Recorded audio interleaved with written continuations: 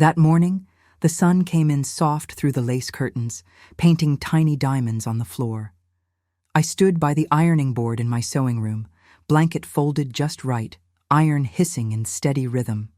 I ran my hand over the fabric, smoothing it the way I used to smooth her hair after bath time, gentle, careful, like a ritual. The scent of lavender water rose with the steam. It wrapped around me like memory. Each square of that blanket held something. Lullabies hummed in the dark, scraped knees patched with kisses, oatmeal breakfasts rushed before school. I'd stitched it through the winter, one row at a time, each evening alone with my thoughts and the quiet hum of old country music playing low. I whispered to the yarn sometimes, told it stories only a mother tells. As I folded the edges, I paused on the final seam. I'd stitched her name there, in soft rose thread. Just seeing it made my chest ache in that deep, familiar way, the way it does when love has nowhere to land. I smoothed it twice, my hand resting there longer than needed. I didn't know then that love alone wouldn't be enough, but I believed, at least for a moment, that it might. The door opened into a world of pink streamers and pastel balloons, laughter floating like bubbles across the room. I stepped inside slowly, the wrapped blanket tucked under my arm like something fragile. The hall was full of chatter and smiles, soft music playing from a speaker near the punch bowl. I looked around for her. She stood across the room, radiant in that soft blue maternity dress, her hair pinned up just the way she liked. Our eyes met. For a flicker, long enough for her to offer a polite, clipped smile, then she turned back to her friends. I stood there holding the gift tighter, the warmth of the room not quite reaching me. Someone brushed past with a plate of cupcakes. A woman laughed too loud and I was startled. My shoes clicked on the floor louder than I meant. I tried stepping. Softer, but even the carpet didn't muffle the feeling. I didn't belong. Everywhere I looked, people greeted one another with hugs and nicknames. No one came over. The decorations were lovely, but not for me. The whole room hummed, but I couldn't find my note in the melody. She spotted me walking toward the gift table, and her steps intercepted mine with that rushed grace of someone trying to avoid a scene. Her voice dropped low, just above the music. "Don't be dramatic, Grandma," she said, with a quick smile that didn't quite reach her eyes. "Just sit down, okay?" I froze for half a beat, the blanket still in my hands. Her tone wasn't cruel, but it bruised something tender, like a poke to a place you didn't know was sore. I began, then caught myself. I gave a little laugh instead, the kind women of my age are trained to use when we feel the floor slip beneath us. She glanced toward her friends again, and then stepped away without waiting for an answer. I stood there with the handmade blanket pressed to my chest, suddenly heavier than it had been all morning. I turned toward the chairs, but every one of them felt like it wasn't mine to sit in. So instead, I stood still, listening to the clink of glasses and the baby giggling somewhere in the distance, wishing I hadn't heard her say it, but knowing I always would. I placed the blanket on the gift table like it still mattered, smoothed the bow, even adjusted the corner that had flipped. Up, no one noticed me. No one asked if I needed help, or a seat, or a smile. The door wasn't far, and my feet started toward it before I'd even made the decision in my head. No one called out. No footsteps followed. The door clicked behind me with a hush that sounded a little too much like relief. The kind that doesn't come from you, but from everyone else. Outside, the wind pulled at my scarf, the edge of it flapping lightly against my cheek. It wasn't cold enough to hurt, but I let it sting me anyway. I stood on the steps for a long moment, unsure where to put my hands, unsure if I was angry or just tired. Somewhere inside, they were probably serving cake, taking photos, laughing about something I used to be part of. I exhaled slowly and stepped down to the sidewalk. The blossoms scattered around my shoes like little reminders that things can look soft even when they're about to be crushed. From the sidewalk, I turned to look back through the event hall window. My blanket sat on the gift table, neatly folded, among shiny plastic bags and bright bows. Mine was the only one without a tag, without glossy paper or glitter ribbon. Just fabric and thread and hours. It stood out, but not in the way people notice. No one picked it up. No one leaned in to admire. The stitching. It rested there, like something misplaced at a party full of perfection. I felt my eyes sting, but I didn't let the tears fall. Not then. I wasn't even sure who they were for, her, or the me I used to be. The version of me that still believed love stitched by hand would be enough to feel like family. A breeze kicked up. I pulled my sweater tighter, took one last look, then turned away. The street was quiet except for the soft rustle of leaves in the gutter and the far-off hum of a car turning a corner. I walked home slowly. Not broken, but something softer now. Something unwrapped. The folding chair wobbled beneath me, just a little, but I didn't climb down. I kept one hand steady on the table behind me and raised my glass high with the other. The whole barn glowed. In candlelight, soft and golden, the kind that makes everything feel like a dream. My sister stood by her new husband, cheeks pink with joy, and when I started speaking, really speaking, the laughter came fast and full. "Y'all remember when she tried to give herself bangs with those kitchen scissors?" I said. And the room burst. I felt weightless.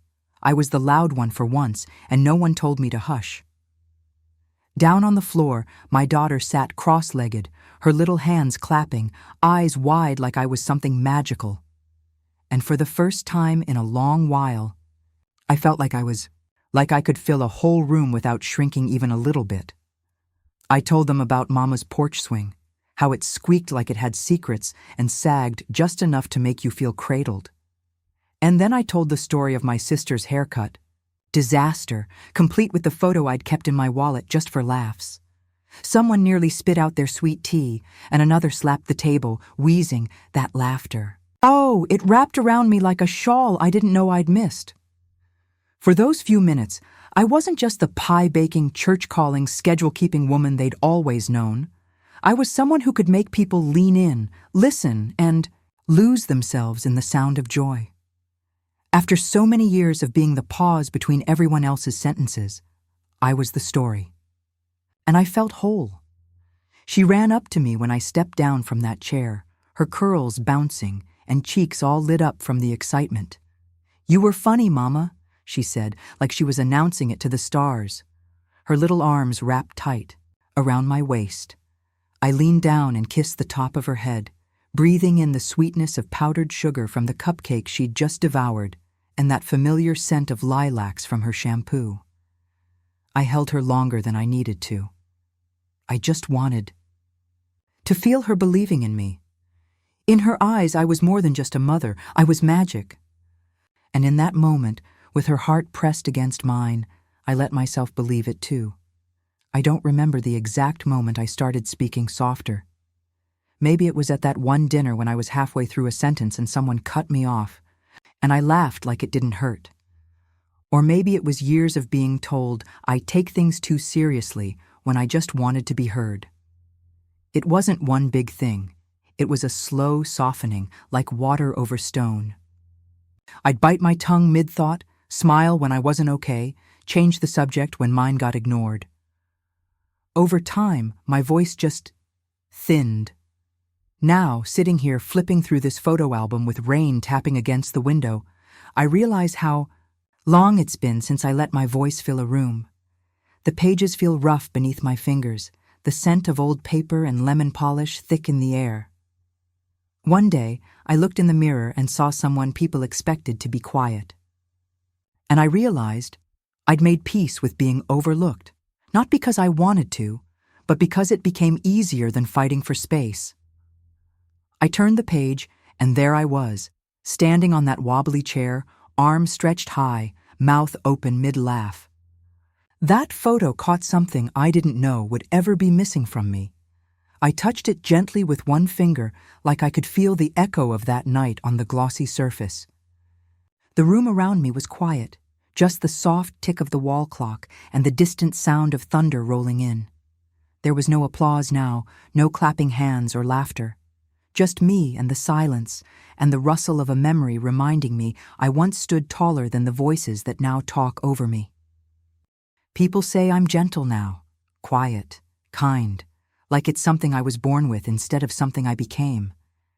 But I remember the way my voice used to carry, how I could make a whole room pause, then burst into joy with just a story. I wasn't always soft-spoken. I was bold.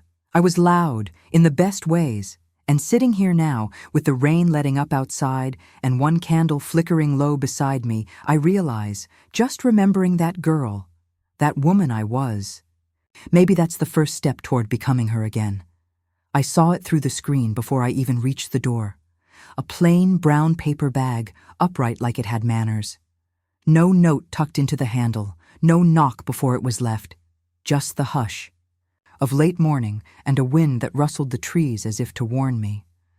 I opened the screen door slowly. It creaked like it always does, just enough to make me pause and wonder if maybe she'd still be on the steps, waiting. But the porch was empty, the wood damp beneath my slippers, and there was only the sound of my own breath catching in my throat. The bag didn't move. Didn't speak. Just sat there, too neat for a mistake. That kind of silence hurts in a way words never could.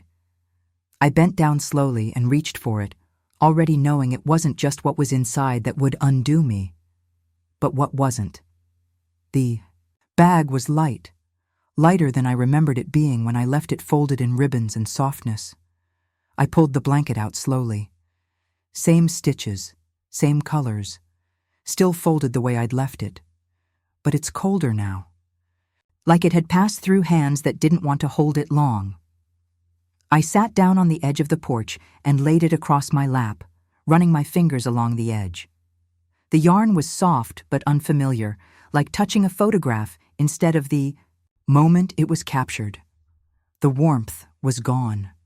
Not the kind that leaves with time, but the kind that chooses not to stay. I lifted it to my face, and for just a second, I thought I smelled her. Baby lotion, a trace of shampoo. But it vanished too quickly. Maybe it was real. Maybe it was longing to pretend. Either way, it didn't hold me the same. And as I let it fall back into my lap, the wind chimes above the porch gave one soft ring, like even they weren't sure what to say. I don't know what made me turn the blanket over. Habit, maybe. Or hope. Stitching has always been my favorite part. Her name, soft, rose-colored thread, the same color as the booties she wore home from the hospital. I'd stitched it slowly, hands trembling, threading love into every loop. But when I flipped it over, it was gone. The edge had been cut, not torn, not unraveled, cut, clean and sharp, like the decision behind it. I stared at it, unable to move for a long time. The fabric didn't feel soft anymore. It felt hollow, like something sacred had been stripped away, and only the shell was left. She didn't want the name, the one I gave her, the one I stitched and whispered and cried into. That wasn't just thread. It was the piece of me that tried to belong, and now it was missing, not by accident. Not by time, but because someone chose to remove it. I pressed my thumb against the raw edge and just sat there, not crying, not yet, but feeling the part of me that had tried so hard, unraveling anyway. I sat down in the old rocking chair. Let the blanket settle across my lap like an echo. The porch was quiet. Even the birds had stopped making noise. The wind had stilled, like it was waiting on me to speak first. But I had no words left for it. I didn't cry. Not then. I just sat there, letting the weight of the blanket press into my thighs and chest and memory.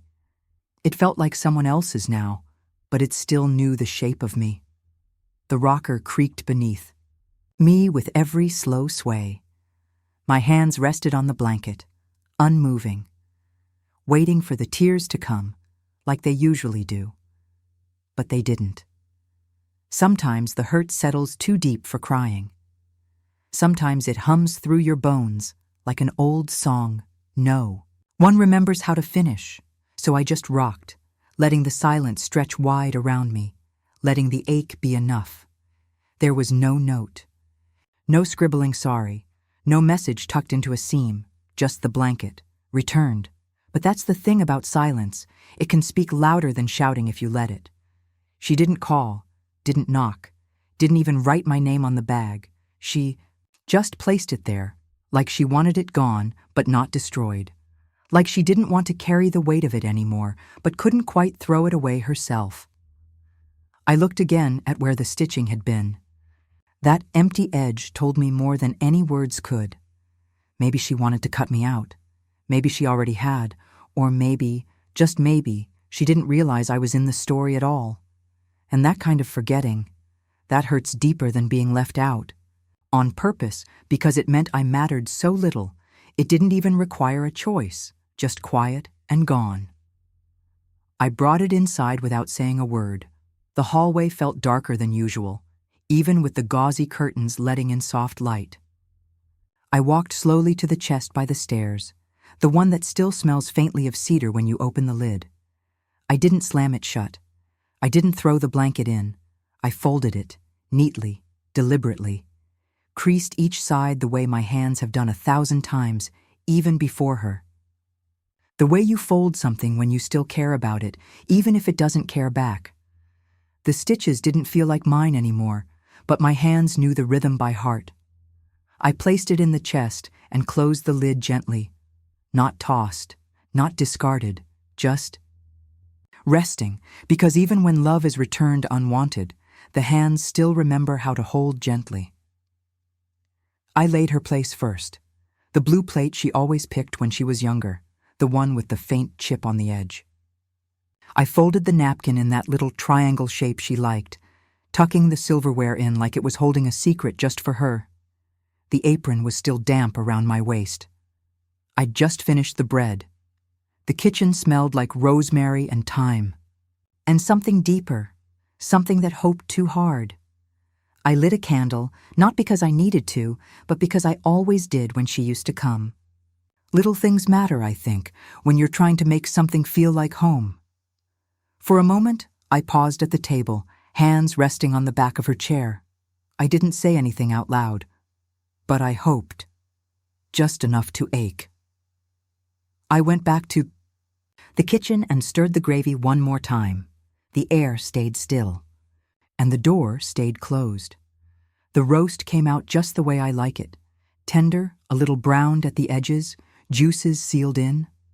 I spooned the gravy slowly, letting it settle around the meat like a warm hug. The biscuits rose golden, butter sinking, deep in their centers. I even made her favorite salad dressing from scratch. The house smelled perfect, like Sunday, like effort, like love. I called everyone to the table and smiled as the boys rushed to their seats, already asking for seconds. Before we began, their voices filled the room, and for a moment it almost felt full. But it wasn't. Not really. I watched the roast get sliced and passed. Plates were filled, compliments were said, but the chair to my left stayed quiet. Her plate untouched. The steam from her food rose alone. It's funny how food can hold hope. And it's cruel how quickly it can break your heart when no one shows up to eat it. She didn't come, but I served it anyway, because sometimes the love in cooking isn't about who tastes it, it's about who you wish still would. He was sitting, sideways in his chair, swinging his little legs, fingers sticky with biscuit crumbs. His voice cut through the silver clatter. "Where's Mommy?" The whole room paused for a breath. I smiled at him gently, wiped a spot from his chin with the corner of my napkin. "She's just busy tonight, sweetheart," I said, tucking a curl behind his ear. He nodded once, like that was enough, then reached for his juice. But for me, the lie stayed there, thick, and full in my throat. It didn't go down easily, and it didn't feel right, but I said it because what else could? I say, she didn't want to come tonight? She's forgotten what this table used to mean? No, that wasn't for him to carry. The candlelight shimmered in the glasses, casting little stars on the tablecloth, but the tick of the clock grew louder than the voices. I reached for the bread, keeping my hands busy while the ache settled, low and steady beneath my ribs, like a string pulled tight that I couldn't bear to snap. It's strange how one empty chair can fill a whole room.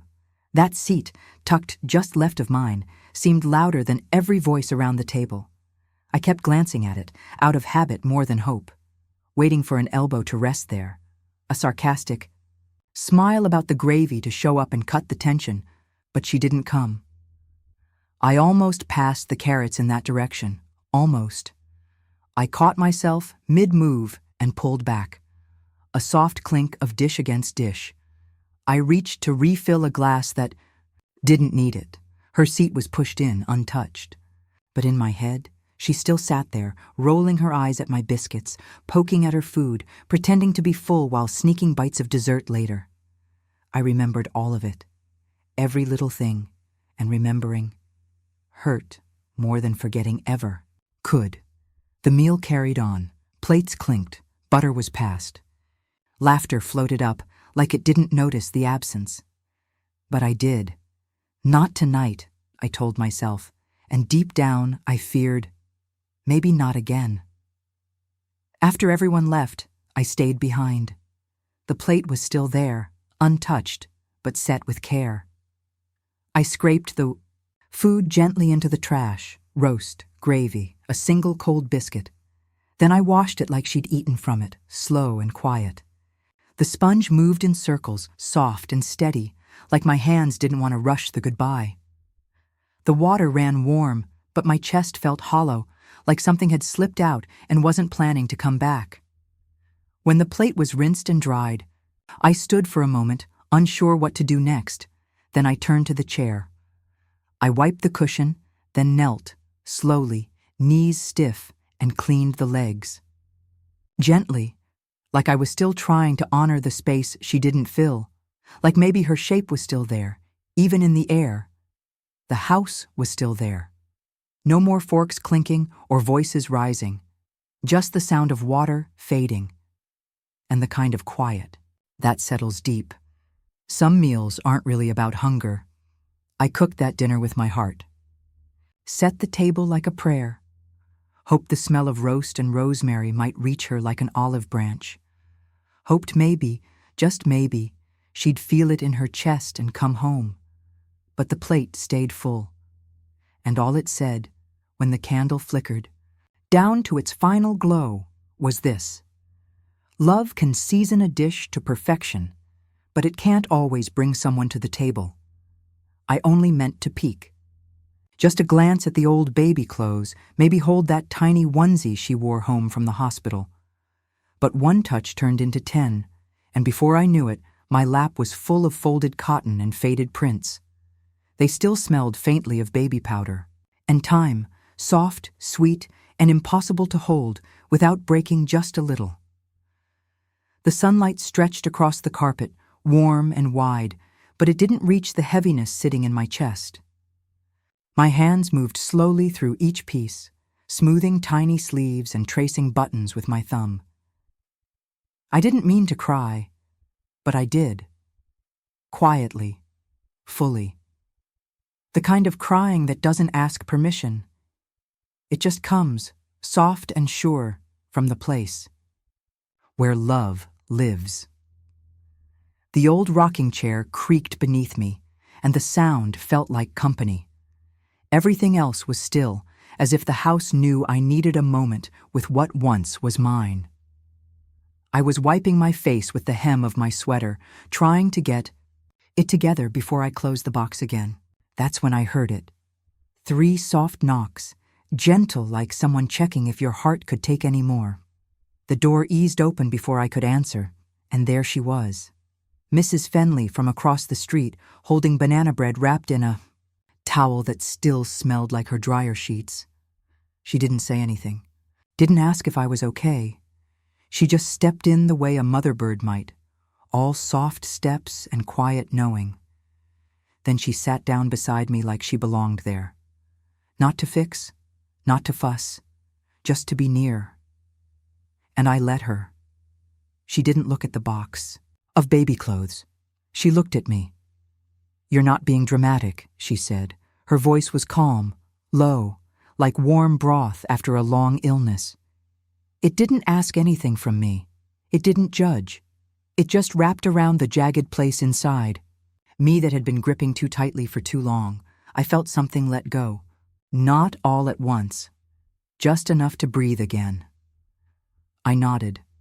That was all I could do. My throat was too thick for words. But the tears returned, slow and steady, not panicked, not ashamed, just real. She leaned back on the couch and looked out the window like we had all the time in the world, and at that moment, we did. She stood up and moved into the kitchen like it was hers, found the kettle, pulled down the mugs from the second shelf, opened the sugar jar, the one with the chipped lid, and mismatched spoon inside, and measured with the same hand that used to scold my over-sweet tooth at bake sales. She didn't ask. She didn't check. She just knew. The steam curled up into the amber afternoon light, and the clink of her spoon against the mug felt like a lullaby. Not for sleep, but for comfort, for stillness, for company. She set the mug beside me. Didn't say, "Drink this." Just nodded once, and I knew. This wasn't about tea, it was about being known well enough that silence felt safe. That I didn't have to explain the ache inside me, not when someone already understood it. We didn't talk. Not because we didn't have anything to say, but because everything had already been said in the way she sat beside me. Her fingers rested. Gently on her cup, mine fidgeted along the seam of a tiny pair of overalls. The box still sat open, memories folded inside like fragile notes, and we just let them be. The room was full of the kind of quiet that doesn't ask questions or offer answers. Just presence. The birds were beginning to settle outside, their chatter, soft now. A candle flickered on the end table, its scent mingling with the fading warmth of banana bread and lemon polish. She didn't tell me to be strong, she didn't rush me to smile, she just stayed, and that kind of quiet. That's the kind that heals. When she finally stood, she didn't say much. Just patted my hand the way older women do when there's more love than words, and walked to the kitchen. She set the bread on the counter, still wrapped in the towel. "I'll be across the street," she said. "Not goodbye, not take care, just that." I nodded. Didn't need to say anything back. She already knew.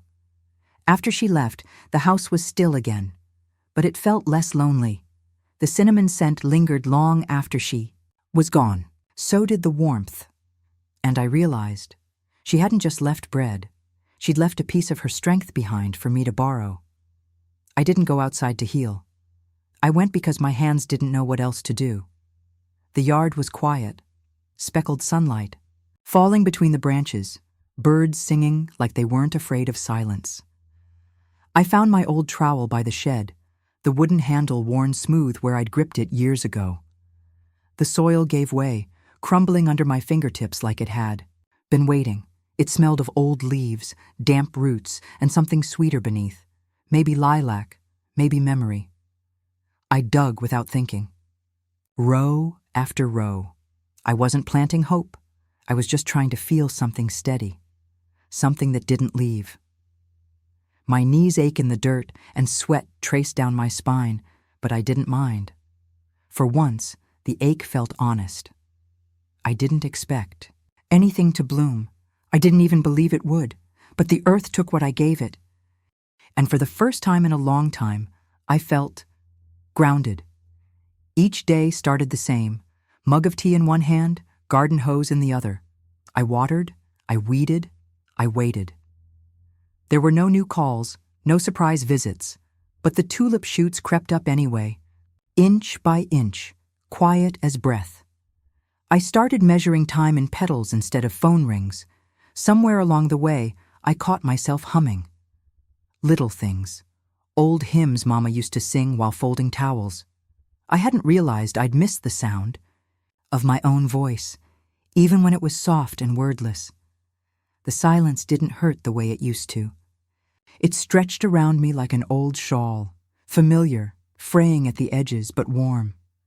The wind chimes by the porch played a tune I didn't know the name of, and the bees drifted slowly around the blossoms, too full of their own rhythm to rush. Even quiet things have music, I think. You just have to slow down enough to hear it. The first week, I looked up at every sound. A door shutting down the block, tires crunching on gravel, footsteps near the gate. I'd lift my head too quickly, eyes sharp, breath caught in my chest like maybe this time. But no one ever came. Eventually, I stopped looking. I didn't mean to. It just happened. One day I heard a car pass, and I didn't check. Another day the gate creaked in the wind, and I didn't move. There's a pain in waiting. I want to, so I laid it down. Gave it up like an old coat that didn't keep me warm anymore. Not in anger, just in surrender. Some goodbyes don't happen out loud. They happen in the way you stop glancing at the road. At first, my hands were soft and clumsy. Blisters opened. Beneath my gloves, stung by dirt and stubborn roots. But by the second week, they hardened. The skin thickened, tough but tender. The ache in my joints gave way to rhythm. I learned how to dig just deep enough without straining. My heart took longer. But something softened there, too. A quiet forgiveness, maybe, wrapped up in watering cans and morning light. There was peace in the pattern. Dig, plant, prune, repeat. Life asking for care in the smallest of ways. And slowly, I realized, I didn't need answers, just small things to tend to, and space to let something grow again. Even if it wasn't love. I was on the porch, scattering birdseed like always. The robins knew me by now, waiting on the fence like they expected kindness. Mrs. Fenley walked over, phone in hand. She didn't say hello, just held it out. "Look," she said, voice quiet. I took it, already bracing. There she was, my daughter, smiling, holding her baby, not in my shawl, not in my blanket, cradled in someone else's arms. A woman I didn't know. But it wasn't that stopped me. It was the name beneath the picture, a name I hadn't chosen, hadn't stitched, hadn't even been told. Not mine, not even close. It felt like losing something I didn't realize I still had. A last thread. Snapped clean. I handed the phone back gently, trying to keep my breath even. The porch light flickered on above us, casting long shadows on the step. She didn't say anything else, and neither did I. Some things don't need more than a picture to break your heart. I didn't cry, didn't scream. I just pressed my hand into the dirt beside the tulips. One had bloomed, red, bold, opened wide, like it wasn't afraid of anything. I stared at it for a long time. The name didn't matter anymore. Not really. What mattered was the root, the effort, the soil that held it. Even grief can bloom if you let it. I took a deep breath, let it settle in my chest, like something earned. Maybe love doesn't always return to us the way we gave it. But still. We grow, and I was still here. It was tucked between the electric bill and a gardening catalog, cream-colored and too stiff for everyday things. I knew before I touched it that it wasn't good news. My name was typed, clean and distant, not handwritten, not familiar, just printed like something from a dentist's office or a law firm. The hallway light cast long shadows over the mail stack. I stood there longer than I should have, staring at it like it might open itself and save me the trouble. When I finally peeled it open, my hands trembled, not from age, but from that kind of ache that builds when you already know what's missing. But you have to see it anyway. Thunder murmured far off, low and tired. The whole house smelled like lemon polish and old paper. Everything felt still. That envelope didn't carry a message. It carried a silence so heavy, I swear I could feel it in my bones. I unfolded the card slowly, fingers brushing across the smooth edge, like maybe the words might soften if I touched them gently. Enough, a baptism, a church, a time. But no dear mom, no love Sarah, no signature, just my full name on the envelope, and then this blank, breathless formality that might as well have come from a stranger. I read it again, slower this time, as if maybe there was a second page, something more. There wasn't. The air around me felt thick, the kind of thick that comes just before the rain hits. The lamp in the corner buzzed faintly. A fly tapped against the window like it wasn't sure it belonged. The card was beautiful, expensive paper, delicate font. But it's cold. It hurt worse than being told I wasn't invited. At least then, I'd have something to fight against. This wasn't an exception. It was erased, and it stung in places I didn't know, still bled. My eyes stopped on the name, Margaret Eleanor Lane. I stared at it like it was someone else's. It wasn't Mama. It wasn't even Maggie, which is what she used to call me when she needed help zipping up her coat or brushing her doll's hair. It was formal, distant, like a label instead of a name. Like something you print for someone you don't quite remember. I sat down beside my untouched tea, the envelope still lying there like a weight I didn't ask to carry. Outside, thunder rolled closer. Rain hit the pavement in uneven drops, soft, but certain. It's a strange kind of pain, seeing your own name and not feeling seen at all. I used to dream of that day. I pictured myself holding the baby, wrapped in something I'd made, soft, white, trimmed with lace from my mother's sewing.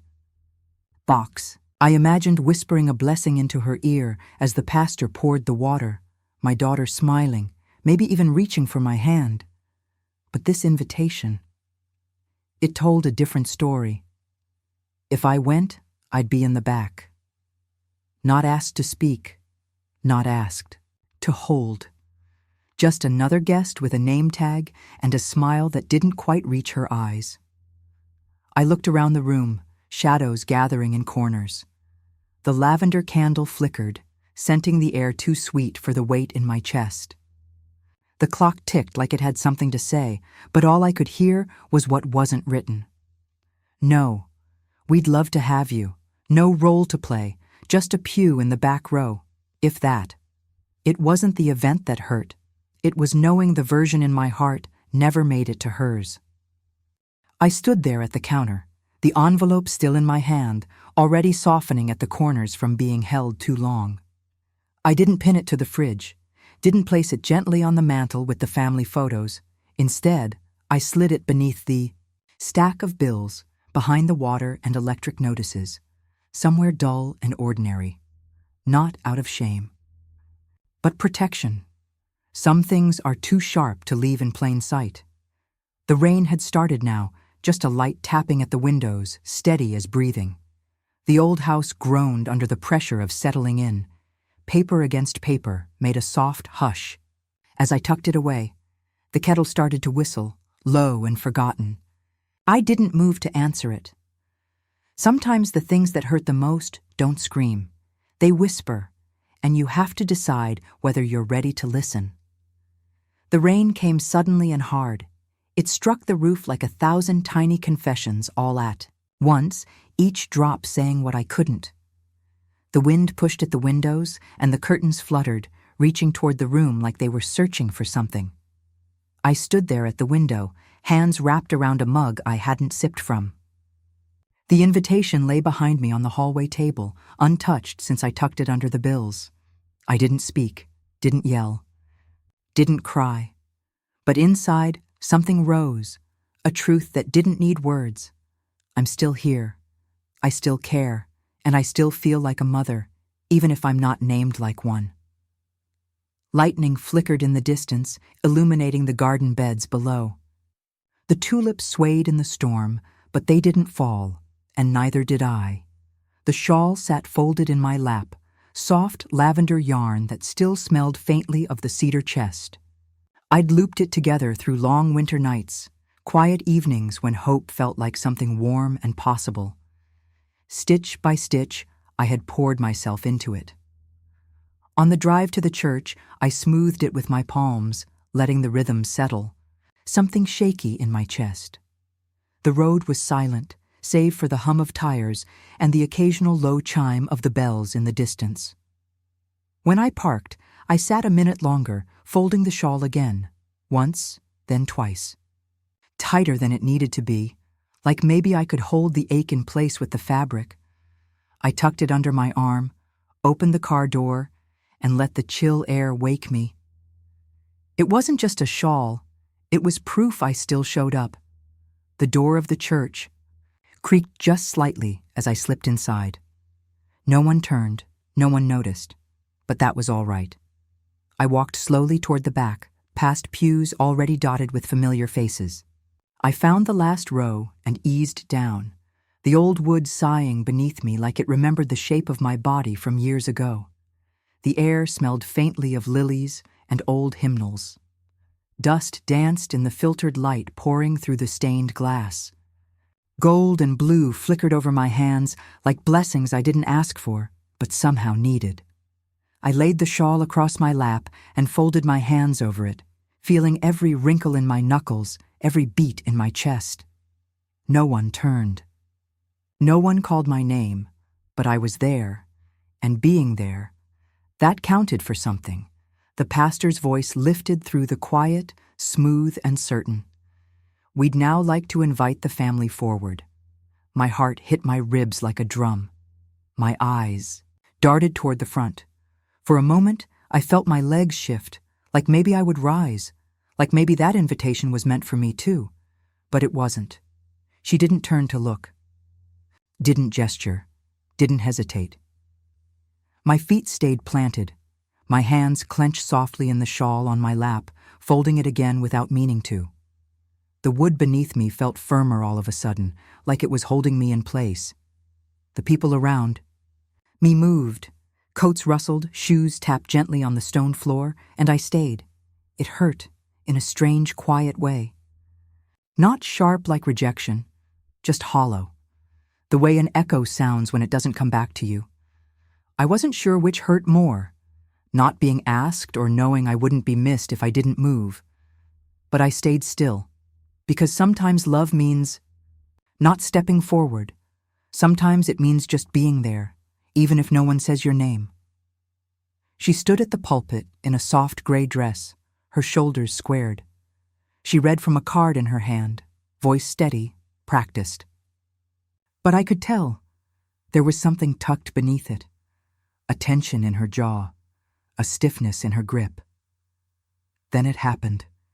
She hit a word, something about grace or promise, and her voice cracked. Just a fraction. Like a seam in fabric that only splits if you're looking close. She paused. Not long, just long enough. Her eyes lifted, and they met mine. For half a second, the air between us stilled. No pages turned, no chairs creaked. Just sunlight pouring through the stained glass behind her and silence holding its breath. It wasn't nerves. It wasn't a stumble. It was something else. Maybe memory. Maybe regret. Maybe me. Then she blinked, cleared her throat and kept reading, but something in me had already caught. Her eyes had only flicked toward me. A brief glance, probably not even meant for me, but mine didn't move. I held her gaze. Soft, steady, not angry, not pleading, just a present. I didn't cry, didn't smile. I just let her see me, in the quiet way mothers do, full of all the things. They'd never say out loud. My shawl warmed my lap like a second skin, and the light caught her profile just enough for me to see her blinking fast. There were murmurs in the pews, a cough, someone shifting in their seat. But I stayed still, and I let my eyes say what my voice couldn't. I'm still your mother, even from the back row. When the service ended, people rose in clusters. Some clapped softly. Others reached for purses and coats. I stayed seated a moment longer, let the room clear just enough. Then I gathered the shawl back around my shoulders, slow and careful. As I passed the altar, I didn't pause long. Just long enough to nod at the cross, not in prayer, not even in protest, just acknowledgement. I walked past her without expecting anything. No words, no glance, just gravel crunching gently beneath my shoes once I stepped outside. The air smelled of lilies and faint rain. Spring sun touched my cheek with a warmth that felt undeserved, but I let it stay. My steps weren't rushed. They were measured, each one quiet but certain. I hadn't been called forward. I hadn't been thanked. But I'd come, and I'd carried my love in silence, all the way to the back pew and back out again. That mattered, even if she never said it. I knew it did. It was just past sunset when I heard the crunch of tires on wet gravel. The porch light flickered once, then again, then steadied, like it wasn't sure if it should shine yet. Like even it was holding its breath. I stood in the doorway, hands tucked deep into the sleeves of my cardigan, the cool air brushing at my cheeks, the scent of rain and gardenias still thick in the evening breeze.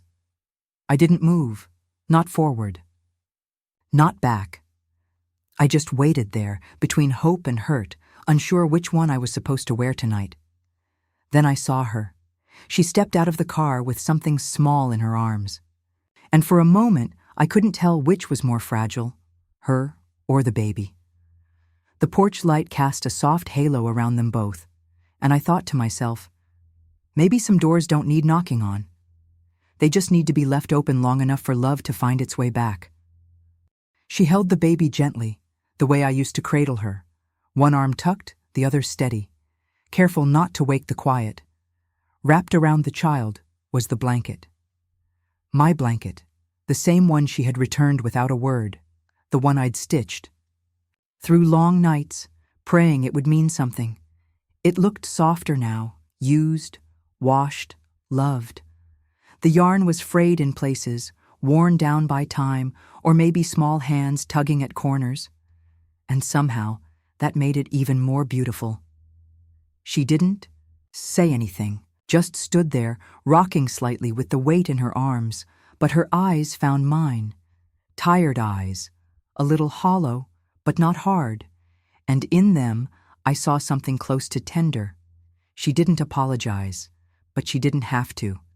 That baby was wrapped, in love again, and so was I. She won't nap without it, that's all she said. Her voice was low, barely louder than the hush of tires passing on the street behind her. Not cold, not proud, just fragile.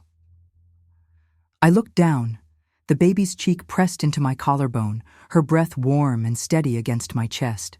Her tiny fingers curled around the edge of the blanket like they knew it was stitched for her. I smiled, not wide, just soft. The wind chimes above us gave one slow clink, the kind of sound that makes you pause without knowing why. There was something strangely poetic about it all. The thing that once carried silence now brought her back to me. No fanfare, no grand return. Just this, a baby who couldn't sleep. Without what I made, and a mother who brought her home to rest. I sat slowly in the old rocking chair, easing myself back until the wood creaked into its familiar rhythm. The baby didn't stir. She just snuggled deeper into my chest, one soft sigh escaping as her hand slid over the blanket again. I didn't say a word, didn't ask anything. The porch wrapped itself around us in quiet shadows. The scent of baby powder and pine rose with every breath, mingling with the old cedar of the rocker and the faintest trace of rain left in the air. Fireflies blinked lazily out in the yard, their rhythm syncing with mine. I rocked, not to soothe, not to impress, just to hold, to be. Because sometimes healing doesn't come with loud apologies or big speeches. Sometimes it creaks gently beneath you and rests right in your arms. She didn't leave right away. She stood at the edge of the porch, arms crossed, not in anger, but like she didn't know what else to do with them. Her eyes flicked between the baby and me, then settled, softer than I remembered. Not warm, not open, but softened. Like something inside her had let go just a little. She didn't speak, didn't apologize, but her gaze lingered. I nodded. Just once. Not a plea, not forgiveness, just recognition. She turned slowly, walked toward the car, but just before she opened the door, she glanced back, briefly, then got in and drove away. The porch was quiet again, but something had shifted in the stillness, and I felt it, whatever she couldn't say. She left behind in the space between us. She was completely still now. Her tiny breath rose and fell in that rhythm babies have, the one that says they trust the world to hold them. Her fingers gripped the blanket lightly, the yarn tucked around her like a second heartbeat, and her head, warm and heavy, rested against my collarbone like it belonged there. I looked down at her and whispered, "You're home, little one." Not loud, not for anyone else, just for her. Maybe not forever, maybe not in the way I dreamed, but in this moment, on this quiet porch, she slept like she knew she was safe, and for tonight, that was enough. If you've ever waited quietly for someone to remember you, and they finally did in their own imperfect way, then you know the kind of love that doesn't need to be loud to be real. If this story touched something in you, I'd be honored if you'd stay a while and share your own below. You're always welcome here.